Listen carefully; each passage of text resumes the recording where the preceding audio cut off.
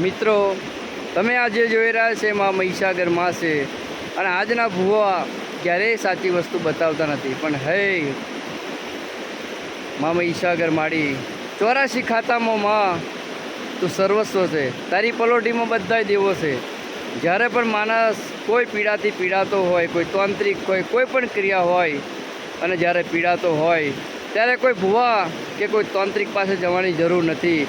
માં મહીસાગરનું નામ લો, ઘરમાં શ્રીફળ વારી અને માતાજીના કિનારે જઈ અને માતાજીને પ્રાર્થના કરો કે હે માં, જે કંઈ અમારા પર હોય એ વસ્તુ આ તને હું પૂછું, એમ કરી માતાજીનું શ્રીફળ ડૂબાડી અને જેટલું તાકાત હોય એટલો વહેતા પાણીમાં ફેંકી દેજો અને માતાના કિનારે એક સુકડીનો પ્રસાદ ધરાવજો. જે કંઈ તાંત્રિક ક્રિયા કરી છે બધી જતી રહેશે.